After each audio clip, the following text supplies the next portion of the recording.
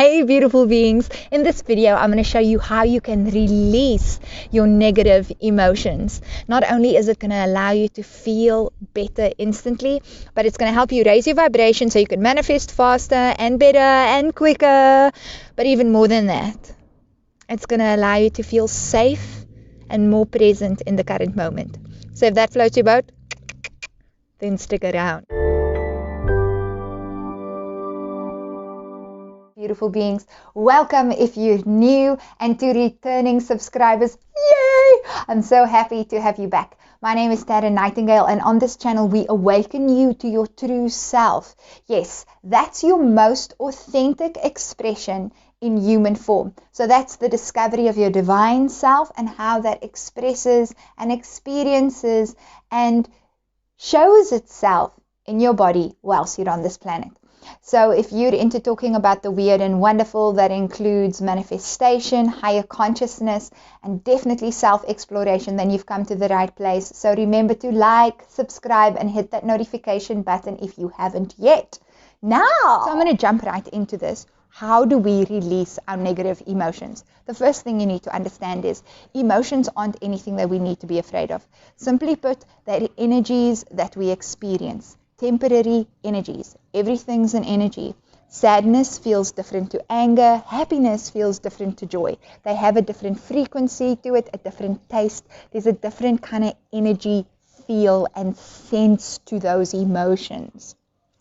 But what tends to happen is we live in a society that's conditioned us to not feel comfortable feeling, expressing, and thus releasing our negative emotions. As such, the emotion, the energy, gets trapped in our bodies, and we sit with emotions that may have been with us for years. So it can be unprocessed trauma, unprocessed anger, any sort of emotion that we haven't allowed ourselves to actually release through feeling. If you want to understand this a little bit more, then check out this video over here. But now let's go into how can you then release this negative emotion. So the first thing you want to do is you want to find yourself a space where you can be relaxed and comfortable. This is important because if you're not used to feeling your negative emotions, this could be a little bit of a frightening experience. Not because there's anything to really be scared of, but just because it's an unknown. So once you've discovered your comfortable space, the first thing you want to do is tap into this negative emotion. So what emotion are you going to be working with? So say, for example, you had an argument with someone that day and you can still feel maybe some anger that came up during that day. So you can work with that specifically, or you can work with a recurring negative emotion that you find in yourself. So you're in your safe space and then you connect to the emotion.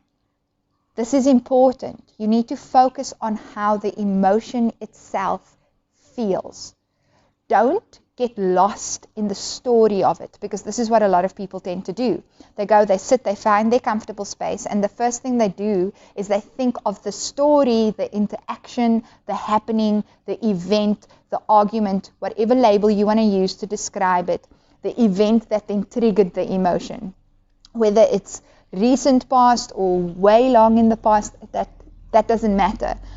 I want you to instead not focus on what happened, the circumstances, the people involved, any kind of story that goes around that, any kind of viewpoint or perspective, but rather just the feeling itself. That is what you want to conjure up, and that is what you want to allow yourself to express and release.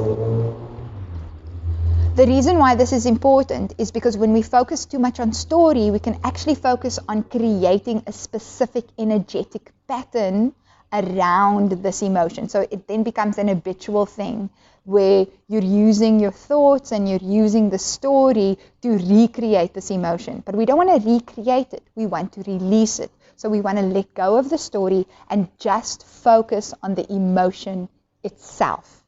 So once you've figured what that is, I'm going to do that with you. Once you've figured what that is,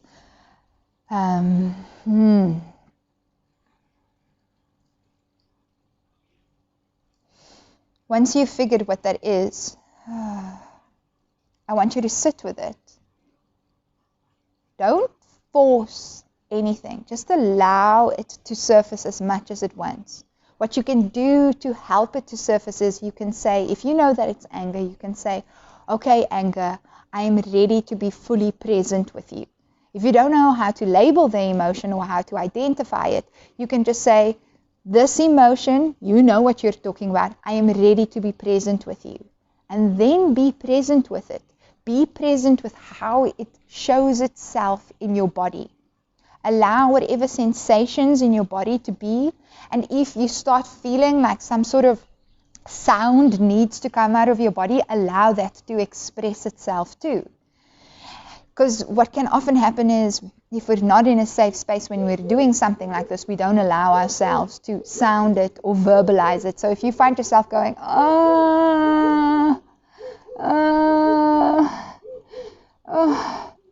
allow it. It's releasing that emotion. Secondly, you want to then just observe the emotion. So what do I mean when I say this? So often when we feel the emotion, we feel like that emotion takes hold of us. So we become angry. It's sort of as though we allow ourselves to be possessed, to be contained, to be held by this emotion, to become this emotion. So in expressing it, though you're allowing it to express through you, you don't become engaged with it and become the emotion itself. This is where the power of observation becomes crucial. In Vipassana, they would refer to this as looking at something with an equanimous mind. So what does that mean? That means with a mind that is neutral, a mind that has no judgment about what it is observing. So that means that you don't have any story about it. You don't attach any labels to it that this is good or bad or this is ugly. There's no analyzing. There's no conclusions. You don't go, oh, this is because this happened, and oh, maybe I'm processing old childhood trauma because of this wound that happened then, or this is, there's no analyzing, there's no conclusion, no judgment. You are just observing and allowing it to be what it is, and not getting pulled into the experience of expressing that particular emotion, which obviously is this negative emotion that we're releasing. And then you just sit with it and you allow it to express itself for as long as it needs to. And then once you're doing that, don't have any expectations of how you're supposed to feel or what is supposed to happen next. Just let it be. If the emotion needs to come up again at another time, then do that. What's really important to remember about this practice is what you're essentially teaching yourself is allowing yourself to be okay with who you are and where you are in your life. This doesn't mean you don't have to have goals and move forward, but it's allowing you to meet yourself where you're at. Because the only way that you can actually change things is by accepting the current moment and stop denying it and resisting it. Essentially, if you're doing that, you're resisting life, resisting something that is such a beautiful, powerful force that is coming through you, which is essentially what you are. So in resisting where you are right now, you're resisting life and you're resisting yourself. That ain't gonna help you. So beautiful beings, I hope this video helped you. Let me know in the comment section what you thought, and thank you so much for sticking around. And if you haven't yet, remember to like, subscribe, and hit that notification button. And as always, beautiful beings, as always,